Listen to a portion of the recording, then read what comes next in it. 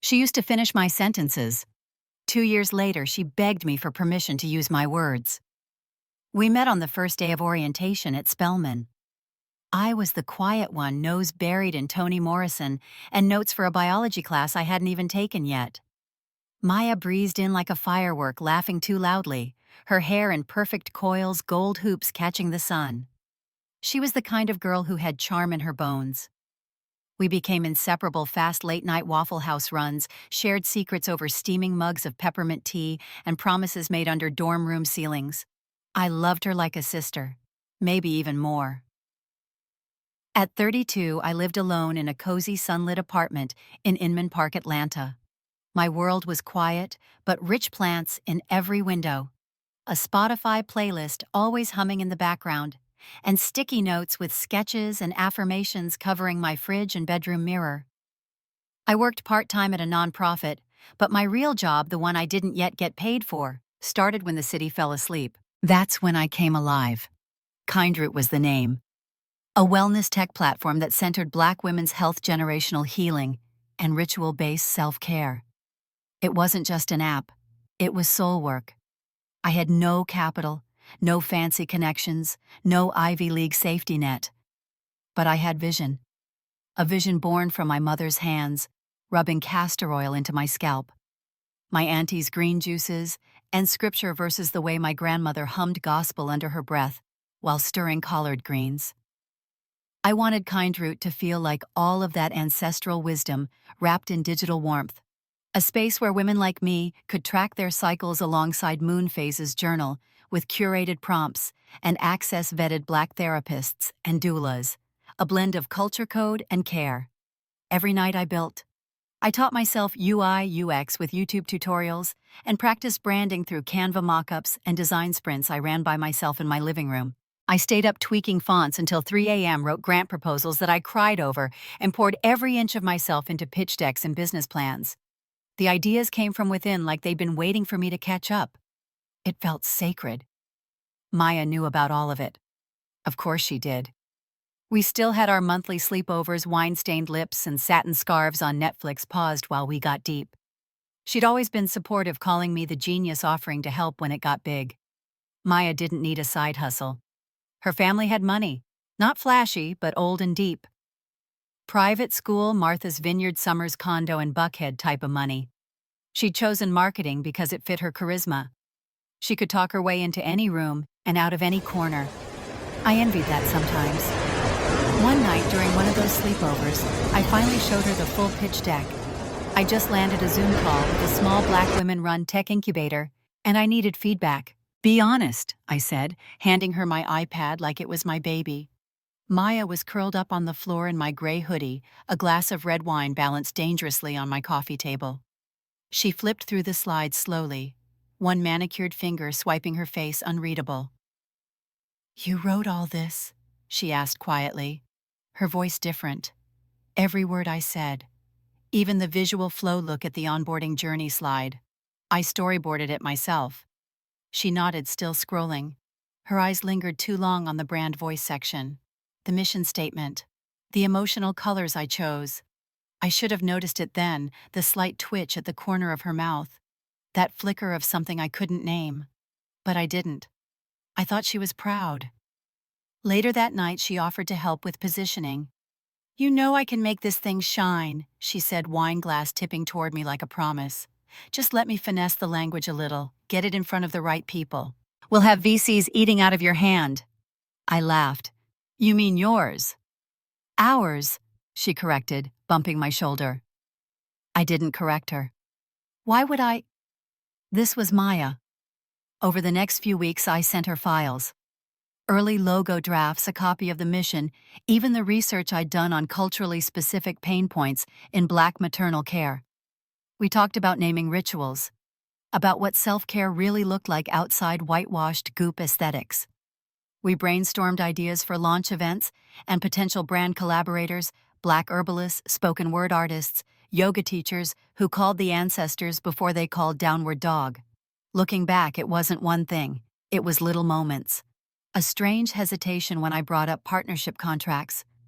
Her dodging the conversation about equity splits. The way she once referred to Kindroot as our baby in front of her mentor, even though I had never agreed to co-found anything. But I trusted her. She'd braided my hair when I was grieving, held my hand through breakups, given me her Netflix password and her last clean hoodie. She couldn't. What I didn't know, what I couldn't imagine, was that even as I was still coding in my bedroom, Maya had been shopping the idea around. That she'd taken pieces of my language, my vision, and stitched together something glossy, something polished, something she'd rename as her own. But in that moment, curled up next to her on my floor, we were just two black women dreaming out loud.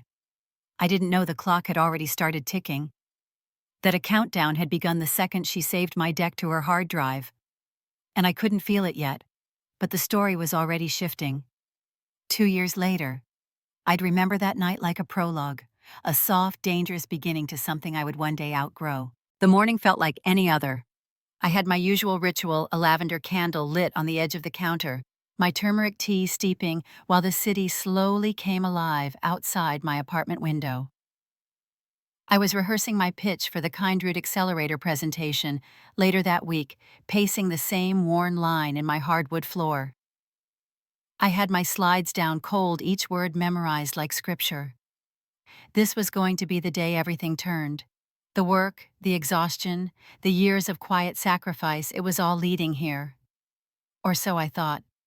I remember my phone buzzing, the kind of buzz that comes in waves like rain hitting a roof. Texts, Twitter mentions, Instagram DMs, all from friends, acquaintances, people from my Spellman network. Wow, didn't know y'all launched already. Is this you? Looks amazing. I clicked on the first link someone sent, a post, then another, then a video. There she was, Maya, standing on a polished stage draped in minimalist beige, holding a mic like she was born with it. Behind her on a massive screen was a brand I'd never seen before, Sage Space. But I knew it instantly. The brand colors soft earth tones with hints of burnt orange. The logo eerily similar to the one I'd sketched out in my journal last fall. The tagline across the screen made my chest cave in, where culture meets care. My words, word for word. I had written that at 1 a.m. with tears in my eyes, thinking about my mother's fibroid battle and how nobody ever listened to her pain. Maya's voice rang out through the live stream. We created Sage Space because Black women deserve more than the margins. We deserve a seat at the table, and if there isn't one, we build our own. I didn't know it then, but I had stopped breathing. Because she wasn't just borrowing language. She was using my voice, my cadence, my pain, my idea. Dressed in corporate polish and high-gloss branding. My tea had gone cold, the candle had burned low, and I was still frozen on the floor, my laptop in my lap, the video buffering because my hands kept shaking on the trackpad. I scrolled through the comments. All praise, all celebration. Maya was being called visionary, the future of tech, an inspiration for Black founders everywhere. Panel invites, funding announcements, NPR tweets. I didn't cry at first. I just went still. A silence so deep it felt like it had its own weight, like grief but slower. I pulled open the folder on my desktop, my Kindroot pitch deck. Slide after slide, I watched the heart I'd carved out of nothing. I could practically hear my own voice from last month rehearsing those very words in front of my mirror. Maya had taken the architecture of everything I'd built and layered it with her own shine. But the bones were mine. Every damn rib of that idea had grown inside me. When I finally spoke, it was barely a whisper. She really did it. I wasn't talking to anyone, just the walls, the plants, myself. A part of me wanted to call her, just to ask why.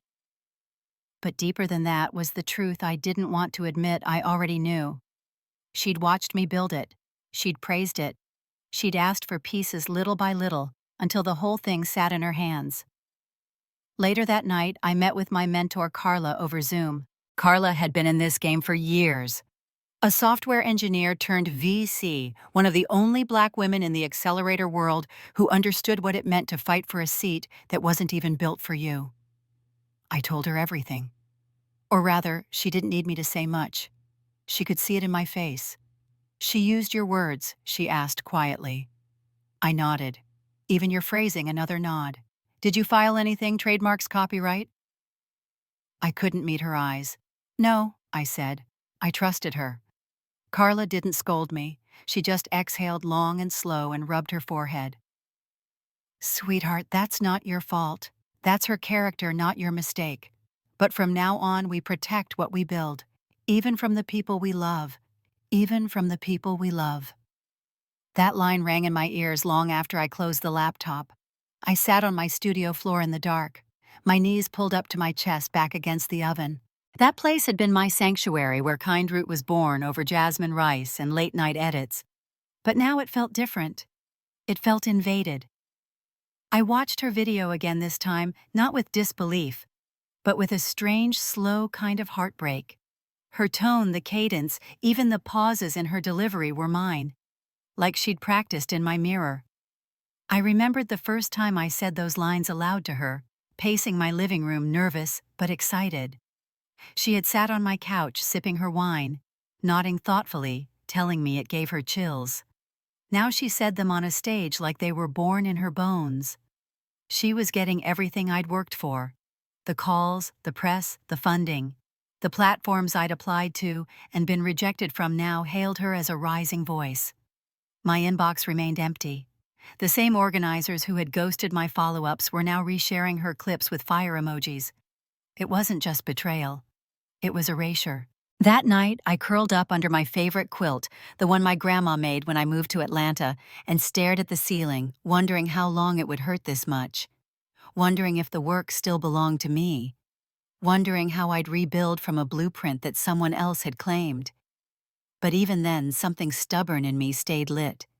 Not rage, not revenge, just clarity. A quiet, painful understanding that I had to start again.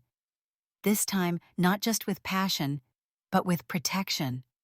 Because in the world we live in, brilliance isn't enough.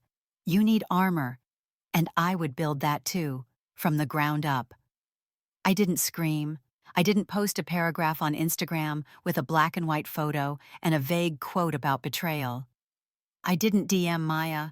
I didn't call mutual friends and demand explanations. There was no Twitter thread, no hashtags, no rage. I went still. The kind of still that feels like the eye of a storm, quiet, but humming with purpose. I had burned, yes, but I was not broken. The fire had done something else entirely. It had clarified me. The first thing I did was shut everything down: socials, the early Kind Root beta, even my email notifications. I needed silence. Not the kind that comes from avoidance, but the kind you find in a church with no music. I needed to strip it all back. I kept working my nonprofit job during the day, smiling politely in meetings, making sure no one saw the tremble in my hands. But at night, I went to war quietly, methodically, with spreadsheets and law blogs and long phone calls with Carla. She connected me to a trademark attorney. "You're not starting over," she said. "You're reclaiming what's yours properly this time." So I did. I filed for an LLC under a new name, Kind Root Innovations, LLC. I trademarked not just the name, but the mission statement, the core brand language, and the tagline Maya had once stolen. This time, I wrote a stronger one. I applied for EINs, opened a business bank account, and created a digital paper trail so solid it could survive a courtroom earthquake. I stopped dreaming like an artist and started moving like a founder. I went back to my wireframes and scrapped most of them. What was good before wasn't good enough now. I didn't want to just rebuild what Maya had copied. I wanted to evolve beyond it. She could keep the carbon copy. I would build the future. So I reimagined everything. I interviewed doulas from Southwest Atlanta, Black midwives in Detroit, aunties in New Orleans, who still brewed teas from herbs they picked in their backyards. I built from them, with them. Not just for the culture, but with the culture. The real ones. The elders who had wisdom that wasn't found in textbooks or wellness conferences. I didn't want to impress investors anymore. I wanted to serve my people. Period. The new app wasn't just about meditation prompts and mood check-ins. I developed a privacy-forward data model that let women keep full ownership of their health insights, something no big health tech company was doing. I built a closed-source community network, invite-only where doulas and community healers could refer one another, support each other, and pool their resources. I created a trauma-informed interface with options to opt out of triggering topics and content. Everything I did with protection in mind. Not just legal protection, but emotional, spiritual, cultural protection. It was no longer about looking good, it was about feeling safe. I formed an advisory board. Not a flashy one, not a performative lineup of people who just wanted their faces on a website. These were women I had met through my work, many of them in their 50s and 60s, with deep roots in the community, and no tolerance for BS. One was a retired OB/GYN who ran a wellness nonprofit in Decatur. Another was a formerly incarcerated doula activist who now trained others. They kept me grounded. They kept me honest. They reminded me that if this work wasn't liberating, it wasn't worth doing. I spent 6 months in silence. 6 months where I didn't tell anyone what I was building. 6 months where I woke up at 5 a.m. and worked through code until my fingers cramped. I learned what APIs actually did. I read white papers. I took online courses in privacy architecture and anti-surveillance tech. I didn't just build an app, I built armor. Because I knew now, when you're a Black woman building something the world doesn't expect you to own, they'll try to take it. And if they can't take it, they'll try to repackage it. I was done letting that happen. Maya's company continued to rise during that time. She was on Forbes lists, speaking at panels I had once fantasized about. She'd found ways to cover her tracks legally, just enough that suing her would have cost me more than it gained. But I watched from the shadows. I watched the product evolve into something generic and polished but hollow. The soul was missing. And I knew why. Because she didn't understand the roots. She didn't know what it meant to be raised by women who anointed you with oil and prayer, who knew healing was more than prescriptions or buzzwords. She had taken the shape of the thing, but not its spirit. By the time I was ready to relaunch Kindroot 2.0, didn't even look like the old version. It was sharper, deeper, quieter, and bolder all at once. It wasn't trying to prove anything anymore. It didn't need the approval of accelerators or Silicon Valley think pieces. It was for us. Black women, femmes, mothers, daughters, aunties, survivors, creators, carriers of generational grief and generational glory. It was ours. I had learned the difference between reaction and response. Reaction is fast. It's a slap, a tweet, a press release. But the response is rooted. It's the quiet planting of something that takes time to bloom, but when it does, it can't be pulled out. That's what I had now. Deep roots. A company that could not be erased by someone else's charm or connections. The fire Maya lit had burned me, yes, but it also burned away the last of my fear. And what was left was something unstoppable, something sacred, something mine. The empire didn't arrive with a bang. It didn't crash through the doors of tech blogs or blaze across the headlines. There was no confetti, no champagne, no viral moment. It arrived quietly like the first bud after winter. The kind of power that grows roots before anyone notices the bloom. Kindroot's relaunch didn't come with a ribbon-cutting ceremony or a TED Talk. It came with community, with real people in real rooms sharing real stories. Our first activation was held in the fellowship hall of an old Black church in Southwest Atlanta. No stage lights, no corporate sponsors, just folding chairs, a circle of doulas, community healers, mothers, and daughters. We passed around cups of ginger tea, listened to one another breathe. I remember an elder woman named Miss Thelma standing up after testing the Kindroot beta. "Baby, this feels like my auntie's back porch," she said, voice cracking with something deeper than praise. Like something that remembers me. From there it spread not virally but intentionally. Word of mouth, one sister telling another, community centers integrating Kindroot into their maternal wellness classes, quiet partnerships blooming. I built a small but mighty team, 3 developers, 2 community leads, and 1 operations genius who used to run mutual aid kitchens during the pandemic. We didn't look like a Silicon Valley startup. We didn't act like one either. We were rooted, fierce, human. The testimonials rolled in, not in glossy fonts on curated websites, but in emails, handwritten letters, sometimes voice memos from women with tears in their throats. "I didn't know someone could make something like this for us," one woman wrote. "I tracked my grief, and now I understand my cycles better." "You didn't just make an app, you made a mirror." Another messaged me. "Your breathing ritual saved me during postpartum depression. Please never stop." Meanwhile, Maya's world's shiny, curated performative started to shift. It didn't fall apart all at once. It unraveled slowly like a seam nobody noticed until the hem was dragging in the dirt. Sage Space was still pretty, still sleek, but it was losing traction. The content felt recycled. Their forums became ghost towns. Their churn rate quietly crept upward. One by one, the thought leaders, who had once sung Maya's praises, began withdrawing. The investors noticed. You could tell in their eyes during panels, the polite smiles that didn't quite reach their brows the way they shifted in their seats when Maya spoke. She started repeating the same lines, the same sound bites from her original pitch. But they no longer landed. What once sounded bold now rang hollow. Authenticity cannot be rebranded. Kindroot wasn't flashy, but it was real. And in this climate, real was revolutionary. I began getting invitations. Not the kind with big banners or LinkedIn vanity, but the kind whispered from woman to woman. "There's a gathering," one would say, "behind closed doors. Just bring your truth." These were the rooms that mattered: quiet advisory boards, cultural councils, civic planning spaces where health equity wasn't a trend, but a mandate. One night I was invited to a private strategy dinner for a national health equity initiative, the same initiative that had turned down my proposal 2 years ago. I remember walking into the event wearing a deep brown jumpsuit and my grandmother's gold necklace. My palms were sweating. I wasn't even sure if they remembered rejecting me. But as soon as I entered, a woman from the organizing board stood and said, "Renee's here." The whole room turned. People rose from their seats. Not all at once, but enough. Enough to tell me everything had changed. A few hugged me.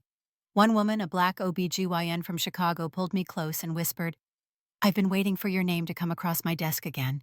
We need you now more than ever."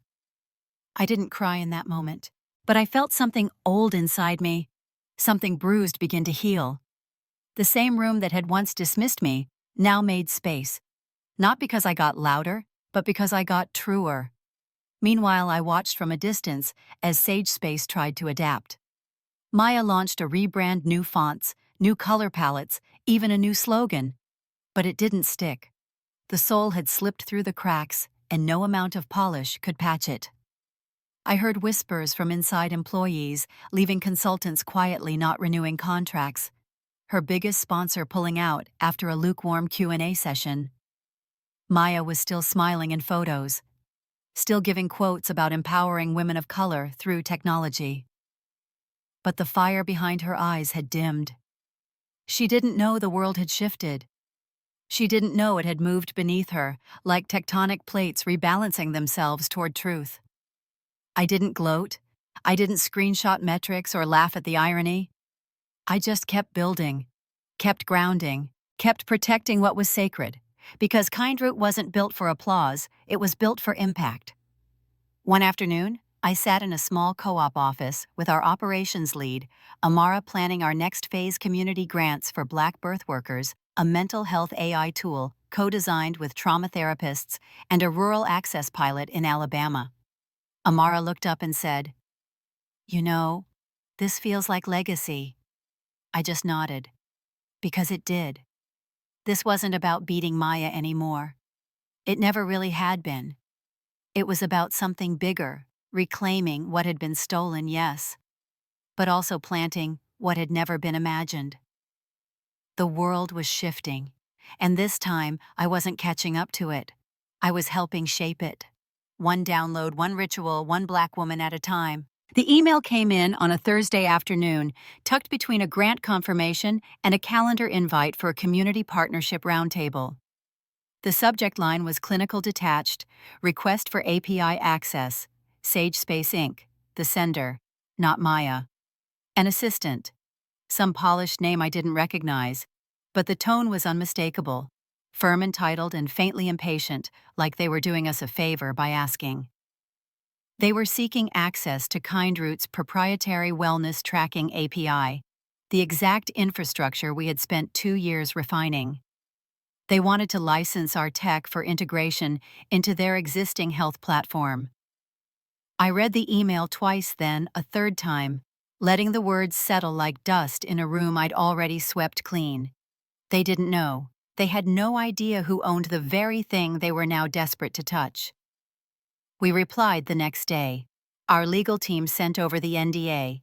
We attached the due diligence questionnaire. And at the bottom of the email, just one line, barely more than a whisper. Founder will be present for the final decision. The meeting was set for the following week. A video call, of course. Everything is always digital until the moment feels real. I wore a soft gray wrap top and no makeup, just a clear face and steady hands. My camera stayed off for the first few minutes as her assistant made introductions. Maya's voice came through the speakers like a ghost from another life. Confident, a little rushed, maybe rehearsed. She was explaining their growth strategy, their pivot to deeper integration, how they wanted to prioritize data responsibility and user well-being. That's when I turned my camera on. I watched it hit her in real time. The silence stretched just long enough to become truth. Maya froze, lips parting slightly. Her pupils widened, searching the screen for an answer that didn't exist. "Renee," she said finally, her voice suddenly too light. "Wow. I didn't realize you were involved." I smiled soft and sharp. "I'm the founder. This platform, this tech, it's mine." She tried to recover. She tucked a curl behind her ear, adjusted her posture, and forced a chuckle. "That's amazing," she said, as if we were catching up at brunch. "You've done really well for yourself." I didn't play along. I leaned forward slightly, voice calm even. "You built your success on something stolen. I built mine on something sacred." There was no anger in my tone, just fact.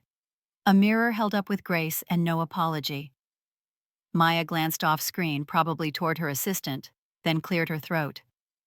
"I know things got complicated," she said, "but I think this is a chance to move forward. There's an opportunity here to collaborate.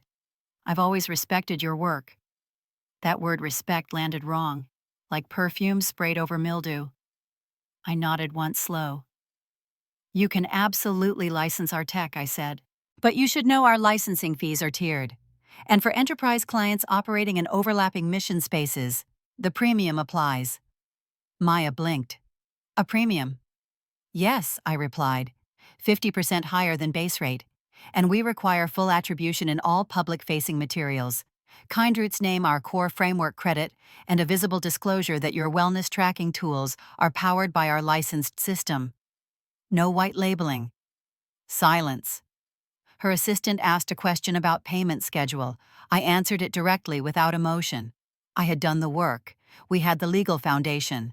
This wasn't a negotiation. It was a presentation of terms. Maya tried again. "We could potentially discuss equity," she said. "A partnership instead of a license.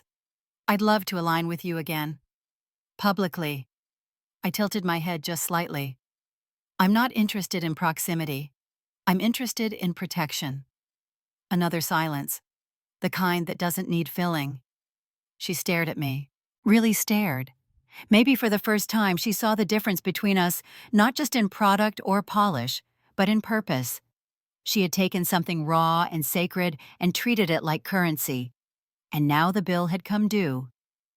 I gave her the final terms, the licensing fee, the renewal structure, the usage guardrails, everything clearly outlined, no loopholes. Then I closed with this: "You can access this platform, but it will cost you. And this time, every inch of it will be documented." I didn't raise my voice.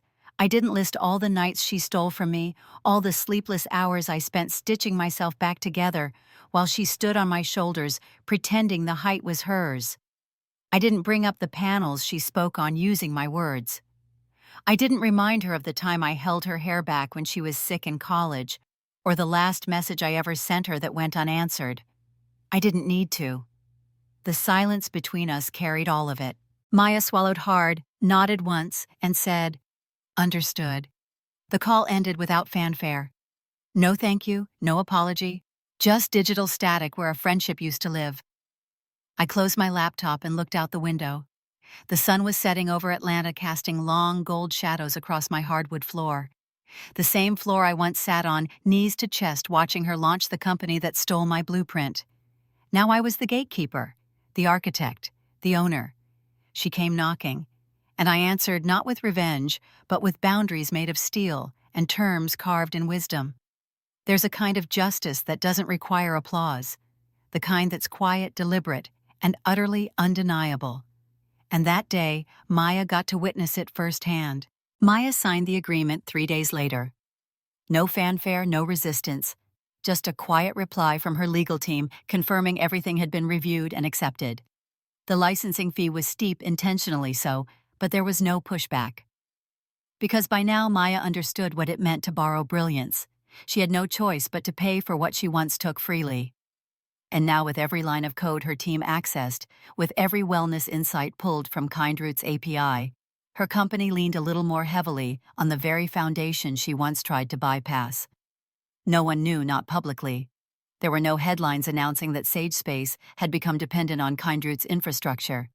No LinkedIn posts about the licensing deal, but behind closed doors the shift was undeniable.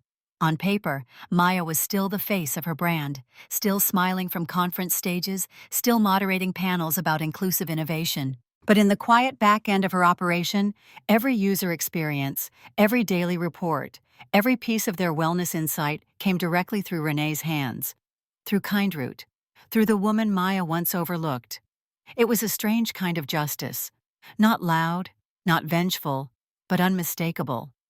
Renee didn't brag. She didn't update her bio with the woman behind your favorite app.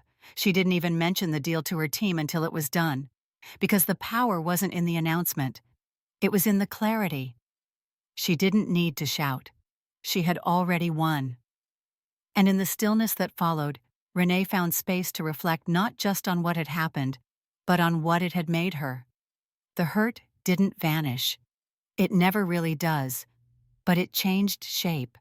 It no longer lived in her chest like fire. It became blueprint, structure, a warning and a compass. What Maya tried to break had instead become the very reason Renee built with such precision. One crisp Saturday morning, Renee walked through her old neighborhood, the one where she first started dreaming about KindRoot back when it was just a scribble in a notebook and a voice memo on her phone. She passed the corner where a now-shuttered cafe once hosted her first brainstorming sessions. She paused in front of the library, where she used to steal free Wi-Fi downloading design programs she couldn't afford. And then she turned onto Auburn Avenue, where a new mural covered the side of a community center. It was a portrait of a black woman mid-laugh, head tilted back, joy pouring out of her. It looked like freedom, like breath. Renee had helped fund that mural after KindRoot's first profitable quarter. She'd told the artist she wanted something that showed strength, but not the kind forged in pain. Something that reminded people that joy was also resistance, that softness was also power.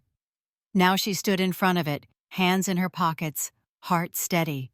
That woman on the wall wasn't her, not exactly, but she could see herself in her. The version of herself that had emerged from all the wreckage, more rooted, less afraid.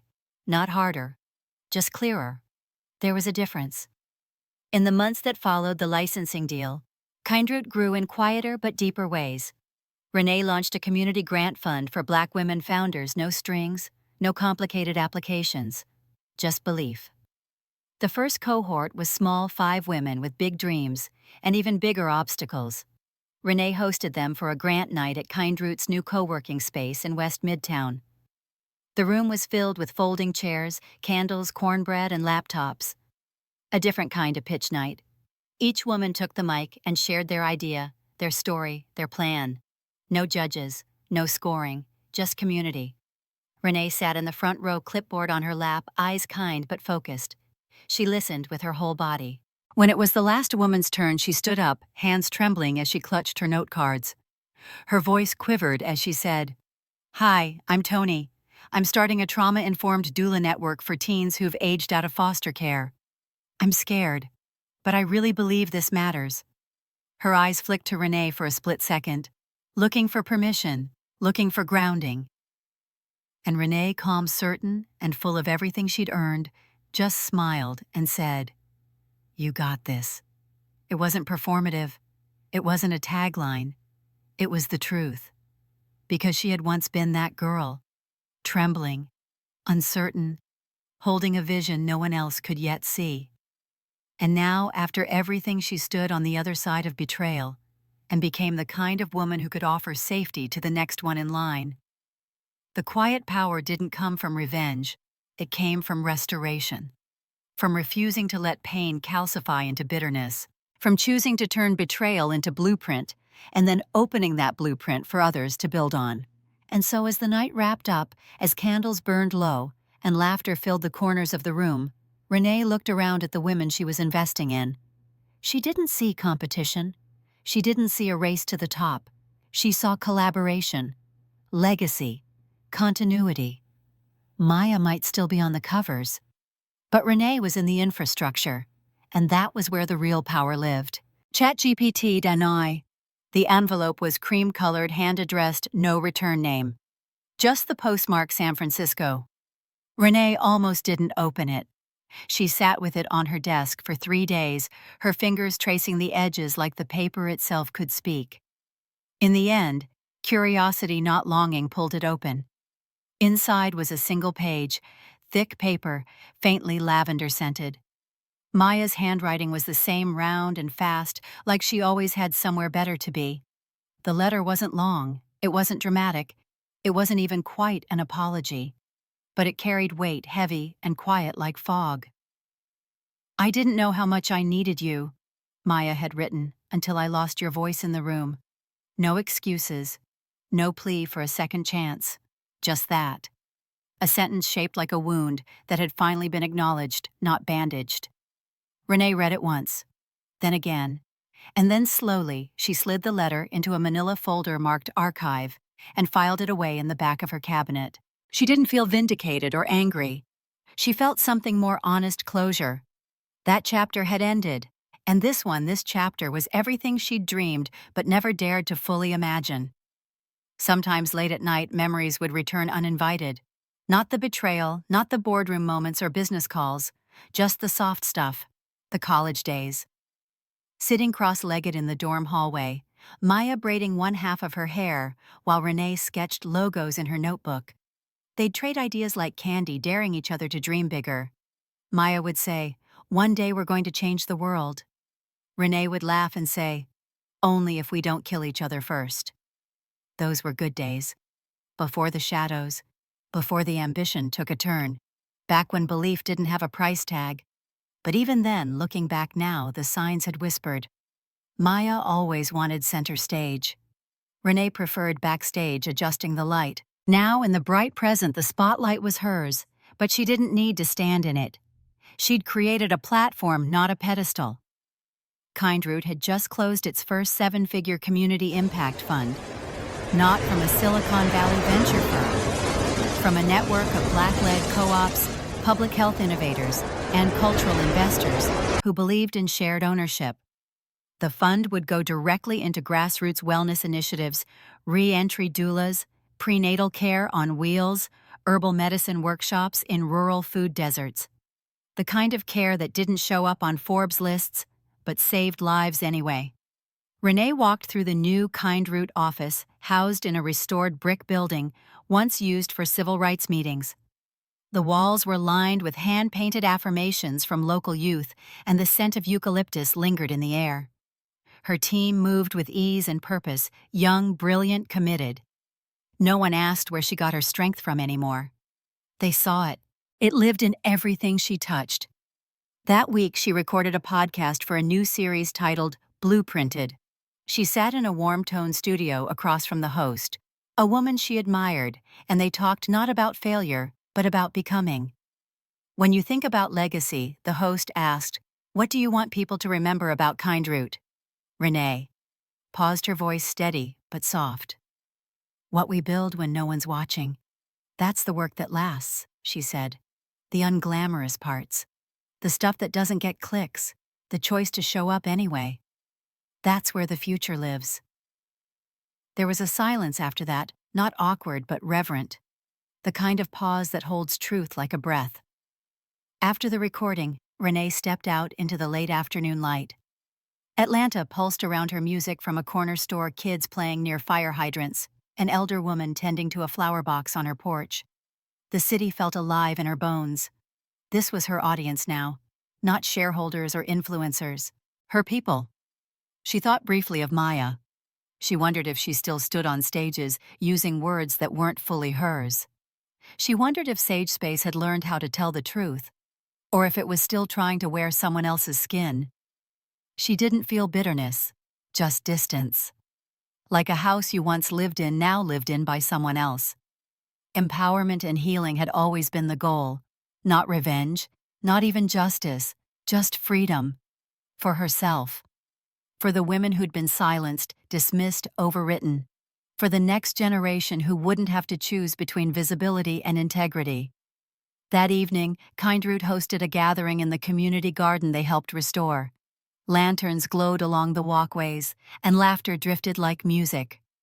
At the center was a small stage, a mic, a few folding chairs, and a table with hand-painted signs that read, "Funded by us. Built for us. Led with love." Renee stood off to the side, sipping ginger lemonade, as young women took the stage to pitch their dreams. Some stumbled over their words. Some spoke with fire. All of them belonged. One girl, barely 22, with a spiral-bound notebook and trembling hands, stepped up. She cleared her throat twice before whispering, "Hi, I'm Nia, and I want to build an app that connects undocumented Black immigrants with trauma-informed therapists who look like them." She faltered for a second, looked out into the crowd, found Renee's eyes. Renee smiled, gentle, rooted, calm. "You got this," she said softly, just loud enough for the mic to catch. And Nia breathed, and began again. Renee closed her eyes for a moment, letting the night surround her. The echoes of what had been, the weight of what was now, and the pulse of what was still to come. Her past no longer haunted her, it informed her. Her pain no longer dictated her, it anchored her. And her voice, once stolen, once silenced, was now the very thing clearing paths for others. The letter from Maya was buried deep in a cabinet, untouched. But the future. The future stood in front of her, trembling, speaking, daring to be heard. And this time no one would take that voice away. Renee stood on the platform, waiting for the train, the weight of her laptop bag resting gently against her hip. It was late, just after 10 p.m., but she didn't mind. The subway hum was familiar, rhythmic, almost meditative. She had just wrapped a mentorship session uptown with a cohort of young Black women founders, and her head was still full of their ideas, their hunger, their unpolished brilliance. These were her hours, now quiet, meaningful, stitched with purpose. As the train pulled in and the doors slid open, she stepped inside and took a seat. She scanned the car out of habit, eyes moving across the overhead advertisements, until they landed on one in particular. Soft pastels, a woman meditating in lotus pose. The slogan read, "Wellness that sees you, powered by Sage Space." Renee smiled, not bitter, not amused, just knowing. There it was, Maya's company, still alive, still selling serenity with curated fonts and recycled promises. There was a time when seeing that ad would have made her stomach turn, her fists clench. Now it barely registered as a ripple. Not because it didn't matter, but because it no longer controlled any part of her. Sage Space could survive or vanish. It didn't concern her anymore. It didn't define her story. Because legacy isn't loud. It doesn't need applause to echo. It just continues quietly, inevitably, reshaping the world in its own time. Kindroot had grown, not like wildfire, but like roots steady and deep. The company now had 3 regional hubs, all Black-led, all independently staffed. Each one worked in tandem with local doulas, community herbalists, maternal health centers, and formerly incarcerated healers who now sat on paid advisory panels. The tech was stronger, the legal framework impenetrable, and the heart still intact. Renee had become something more than just a founder. She was a mentor now, a speaker, an advisor, a voice of calm strategy in a world that still didn't know what to do with soft power. She turned down TV appearances, avoided magazine profiles, and instead chose the work that couldn't be photographed.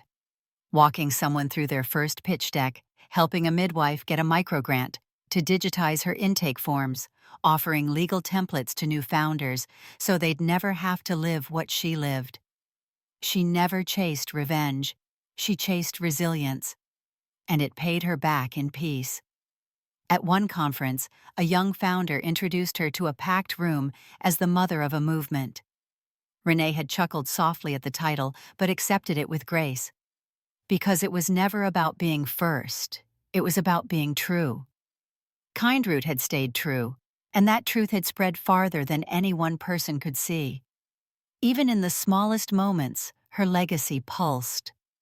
A middle school in Alabama began using Kindroot's journaling prompts during mental health check-ins.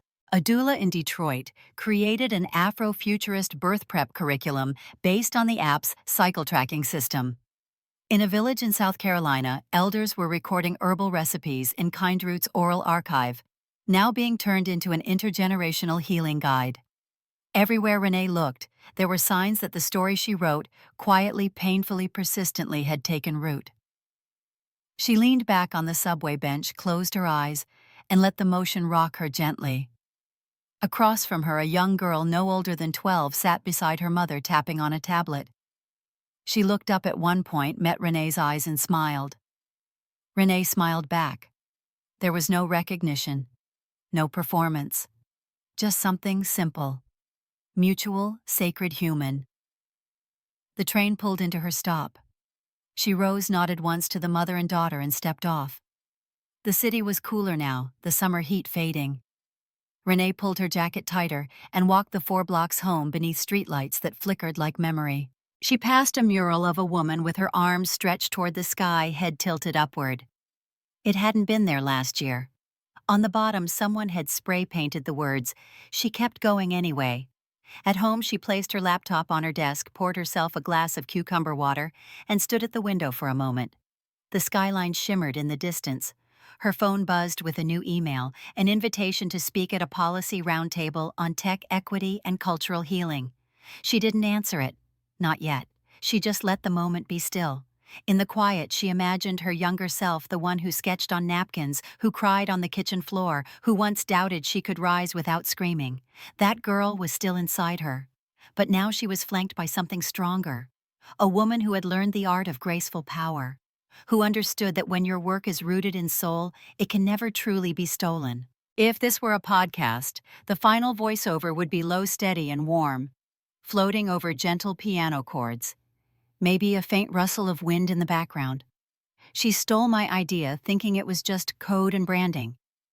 But what she didn't know was that the real blueprint, it was soul. It was story. And that part can't be copied. Fade out, no music swell, no dramatic cut, just the soft sound of footsteps, hers moving forward. Because when the flash is gone and the noise dies down, legacy remains. And Renee? She was never here for the flash. She was here for the forever.